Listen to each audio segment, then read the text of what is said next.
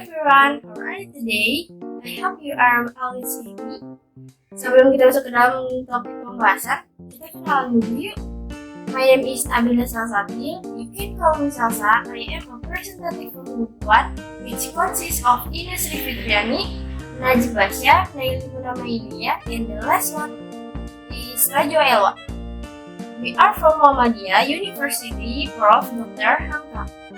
Oke guys, sekarang kita masuk ke pembahasannya yuk. Guys, kalian tahu gak sih sebenarnya gender dan jenis kelamin itu berbeda loh? Ada yang tahu? Ya, that's right. Gender menurut Cimamora tahun 2019 merupakan sifat yang melekat pada kaum laki-laki dan perempuan yang dibentuk oleh faktor-faktor sosial maupun budaya, sehingga lahir dengan beberapa anggapan tentang peran sosial serta budaya laki-laki dan perempuan. Sedangkan jenis kelamin yaitu mengacu pada perbedaan biologis antara perempuan dan laki-laki, seperti perbedaan tubuh antara laki-laki dan perempuan. Sebagaimana dikemukakan oleh Kastan pada tahun 1995, jenis kelamin bersifat biologis dan dibawa sejak lahir sehingga tidak dapat diubah. Jadi guys, dapat kita simpulkan bahwa gender adalah segala sesuatu yang bisa dipertukarkan seperti peran antara laki-laki dan perempuan dalam segala aktivitas, misalnya bekerja. Sedangkan jenis kelamin atau seks adalah segala sesuatu yang tidak dapat dipertukarkan. Contohnya, hanya perempuan yang dapat hamil dan melahirkan, sedangkan laki-laki tidak dapat melakukannya. Oh iya guys, kalian tahu nggak sih dalam gender terdapat beberapa istilah? Yang pertama ada buta gender, yang kedua netral gender, yang ketiga ada bias gender, dan yang terakhir ada responsive gender. Jadi kita bahas satu persatu dari istilah tersebut. The first one is buta gender. Buta gender adalah ketidakpahaman masyarakat tentang pengertian, konsep, dan permasalahan gender. Secondly, there is gender neutral.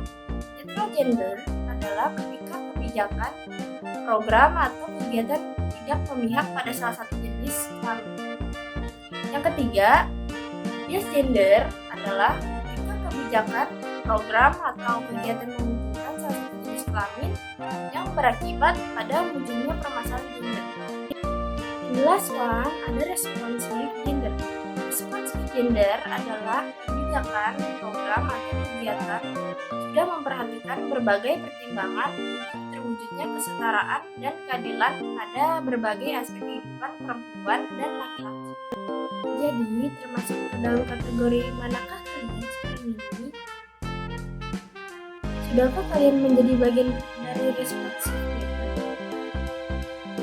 Jika belum, ayo mulai sekarang jadilah seorang responsive gender. Namun, seringkali ketidakresponsivan gender membuat perbedaan peran dan fungsi antara laki-laki dan perempuan, atau yang lebih dikenal dengan perbedaan gender yang terjadi di masyarakat, mengakibatkan diskriminasi atau ketidakadilan yang dapat menimbulkan fenomena kekerasan seksual berbasis gender. Oke, sekarang kita bahas yuk, apa itu kekerasan seksual berbasis gender?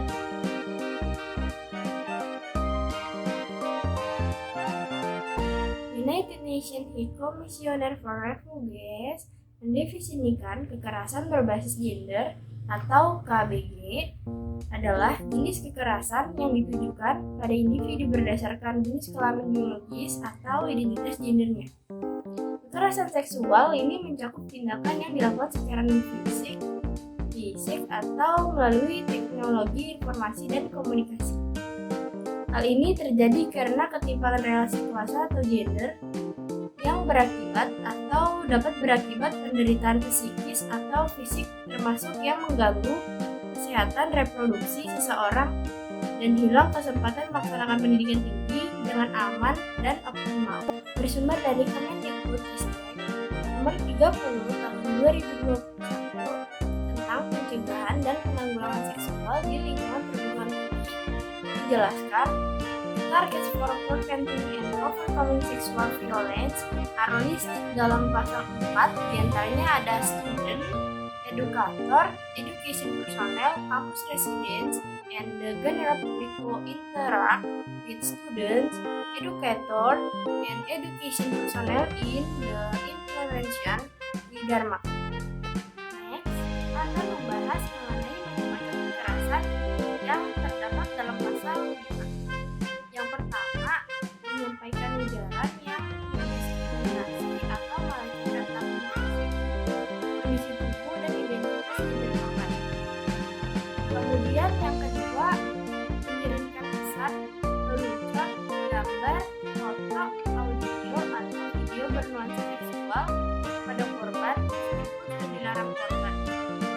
Yang ketiga, yaitu menyentuh, mengusap, meraba, memegang, memeluk, mencium atau memboskan bagian tubuhnya pada korban tanpa persetujuan korban. Yang keempat, melakukan percobaan pemerkosaan, dan yang kelima, membuka pakaian korban tanpa persetujuan korban. Nah, itu tadi adalah beberapa contoh dari kekerasan seksual. Next, kita akan membahas mengenai pencegahan yang harus dilakukan. What is meant by prevention? Pencegahan adalah tindakan atau cara yang dilakukan agar seseorang atau sekelompok orang tidak melakukan kekerasan seksual. Pencegahan kekerasan seksual dalam perguruan tinggi oleh mahasiswa, pendidik, dan tenaga kependidikan meliputi membatasi pertemuan dengan mahasiswa, pendidik dan tenaga kependidikan secara individu bagi luar area kampus, di luar jam operasional kampus, atau untuk kepentingan lain selain proses pembelajaran. Nah, itu adalah tindak pencegahan yang dilakukan oleh kita dalam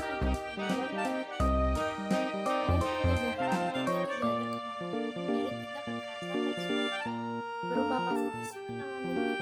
Dalam pasal 10, perguruan tinggi diwajibkan melakukan penanganan kekerasan seksual melalui protection, imposition of administrative sanction, and victim protection. Yang terakhir, kita akan membahas mengenai data kasus kekerasan yang terjadi di DKI.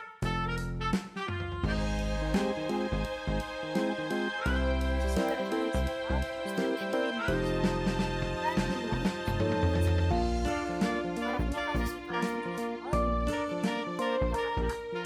Berdasarkan data survei BPA, jumlah kekerasan seksual di Jakarta pada tahun 2021 mencapai 502 kasus.